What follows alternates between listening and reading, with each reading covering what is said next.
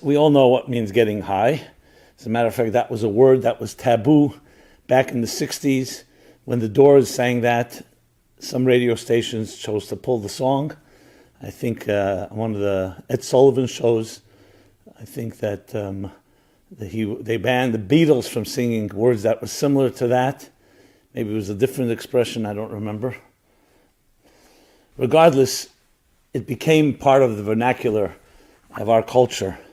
And it's always usually associated with drugs or other forms of foreign substances that would help people get to a higher state of consciousness, or just getting high as in escaping their realities. I mean, there are different ways to describe it. Obviously, I here am going to discuss it from a very different perspective. But it's important to know that human beings from the beginning of time have always been seeking to look for ways to find how they can experience a deeper transcendent experience. And when they could not do so naturally, they turned to substances, whether it was natural, whether it was mushrooms or whether it was other type of chemicals, or later synthetic stuff. They turned to it because the human being clearly is hungry and thirsty for some higher experience. And one way or another, people seek it out. Now, for some it's through sexuality, for other people it's other means. There are many ways that human beings use, and I like the word transcendence because really it's about the counterforce to what we would call survival. We all have an aspect of our lives that is about survival, which is basically eating, drinking, breathing, shelter, social connections. And then there is the transcendent part of ourselves where we are not satisfied with the monotony of the routine, with our fixed patterns and our fixed habits. We look for something, we seek some way to go beyond that. Another word for it is transcendence. And the challenge is not just finding transcendence, but can you integrate that with your so-called daily routines? Because we can't escape the reality that we are bound by many of the gravitational forces. And I don't just mean that in a scientific way, in a physical way, but by the forces of survival that keep us alive. So many of us compartmentalize. So I want to introduce you to something really fascinating.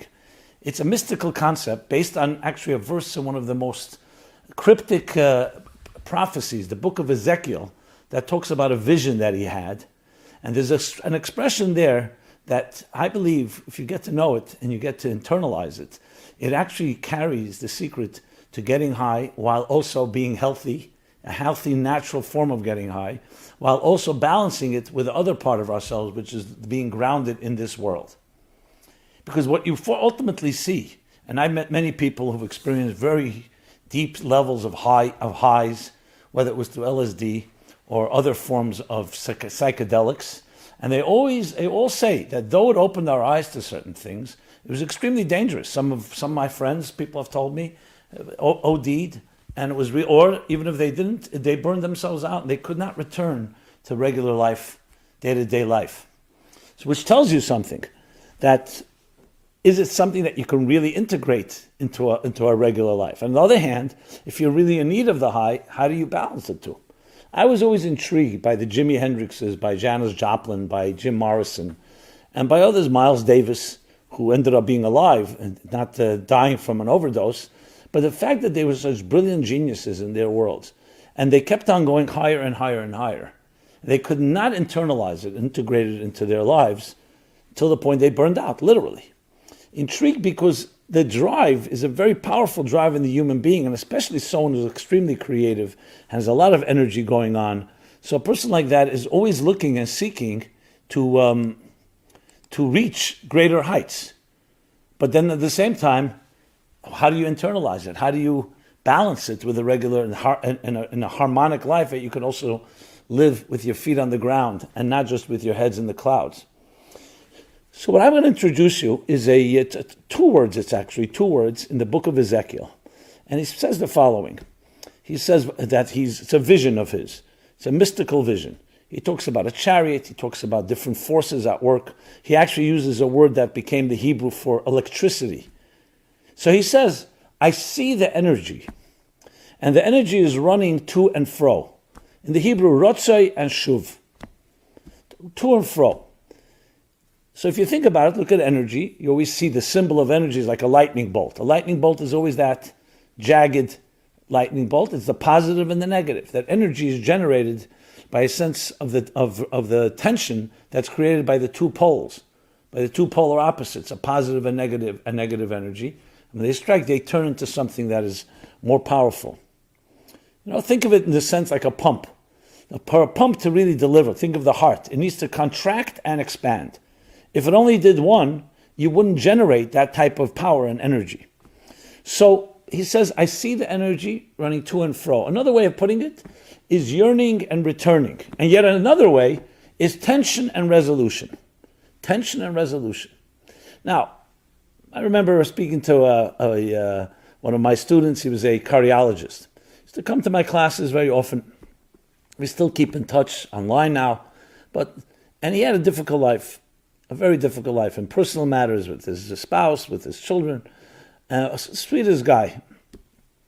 And one day he says to me, Rabbi Jacobson, maybe you can say a blessing for me and give me some hope. Just one day of respite, one day of calm. My life is so full of chaos and tension and anxiety. So, just to lighten up the mood, I said to him, you mean like you want to have like a flat line? Now, being a cardiologist, you don't have to be a cardiologist to know that a flat line ain't good. A flat line means that the heart has stopped beating. If you look at a cardiogram of a healthy heart, what do you see? You see a wave. A wave. You see the peaks and the valleys, and that's a healthy heart. If the peaks are too high or the valleys are too low and they're not balanced, if they're irregular, that's a problem. A flat line is when it stops moving. So mobility, the very definition of life, is movement. Movement is a pattern of peak and valley, or in other words, tension and resolution. The rotzei and shuv. That's the healthy life. That you need to aspire to something, then you need to internalize it. If the aspiration is very great, but you can't find ways to resolve that tension, that creates deep anxiety. On the other hand, if you only have resolution and you don't have that seeking, that angst, that yearning, that pining for something more, you're missing out on the most important thing of life, which is aspiration, a dream. So that's the key to the balance, is to have your rotzei v'shuv in equal proportion. It's critical to always have something to look up to look forward to. But you don't want it to be so far that you cannot experience it, because then the tension becomes too much for us. Angst turns into anxiety. So it's a delicate balance, a dance, you can say, a dance which really actually interestingly reflects even the pulsating energy of subatomic particles. Quantum mechanics talks about the energy that's constantly pulsating. We don't sense it, but there are ways to measure it. There are ways to see its effects on us. So all of existence is really a pulse. A pulse. A pulse is, just feel your pulse, you'll see. It's a contraction and expansion. Exhale and inhale, as in breath. And interesting, the word for breath in Hebrew is the same word for soul. Neshama, neshima. Because the soul is compared to a flame.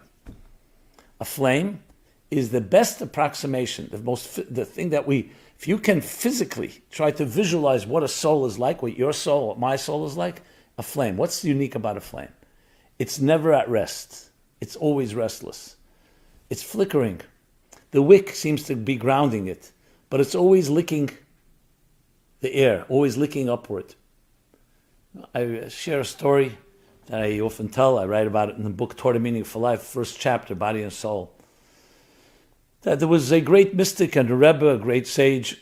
His name was the Tzemach Tzedek. As a child, he was playing with other children on a ladder. And children were, playing on a ladder. Some of the children climbed up a bit, some a little higher, but he was the only one that had the courage to climb to the top. Now his grandfather, the great Rabbi Shneir Zalman of the Adi, known as the Alter Rebbe, was watching. So afterwards he says to his grandson, his little grandson, he says, why is it that you had the courage to climb all the way up to the top of the ladder and the others didn't? And the little boy answered, He said, because when they were climbing, my friends, when they were climbing the ladder, they kept looking down. They saw how high they were. They got scared. So they scrambled down, scampered down. When I was climbing the ladder, I kept looking up. I saw how low I was. So it motivated me. I wanted to go higher. Simple response, but think about it. In our lives, very often, we're looking down. You're around people that have accomplished less than you, then it's not really a motivation. You then feel, I feel pretty good about myself. But when you look up, you aspire, you dream, you imagine. You dare to imagine new possibilities, what happens? It leads you upward. That's why flame is so critical here. We all must have that. The idea of having the dream of having animal bliss, and I don't need to aspire to anything. I know some people dream of that. That's because their anxiety and the tension of life can be so overpowering. So they just want to just let me just be. But that's not really natural. A human being can't just be. A human being is a flickering flame, and thank God for that. That's what makes us alive. But many of us say, you know what, I'm biologically alive. I'm breathing, but I'm a zombie. I don't feel I've given up. I'm resigned. So much hasn't worked in my life. My dreams have been shattered. My hopes have been disappointment after disappointment. So I want you to know, no, your soul is always alive in you, just like your heart is beating. And it seeks, but it needs resolution as well. Remember the heartbeat, the cardiogram. It's exactly how it is also on a spiritual, psychological, and emotional level. So when you talk about getting high, what does it really mean? It means seeking, but knowing how to ignite that from within. As soon as you rely on a foreign substance, or anything that's not coming from internally, you immediately are creating an unnatural state. Can it create a superficial or a temporary high? Yes, it can. But you haven't earned it. And therefore, you will not be able to internalize it. What I'm talking about is feeding the transcendent voice of your own soul. And how do you do that? By seeking out activities that actually nourish that part of you. And that could be here in the area of music, in the area of art, it could be in the area of romance, in the area of love. So many different ways. But you need to know you have that going on right now inside of you. And it needs, just like the body needs nourishment, so does the soul. So you need to be involved in a transcendent activity. We're coming to the Festival of Lights, Hanukkah. And it's really a universal message for all. It's a festival of lighting flames. But really, what is the message? The message is the flame within you. To light, to ignite the transcendent voice inside of you. And sometimes, yes, we need to go back to our younger years and not allow the jaded part of our personalities and our experiences to bring us down. But at the same time, it needs to be grounded. So it's like climbing a ladder. You do one step at a time, one rung at a time. You move one foot up the high upper rung, but your other foot is still down in the lower rung. And then you move that. You don't jump more steps than you can. And that's the way we keep the balance going. Is it easy? Not always easy. That's why we need friends.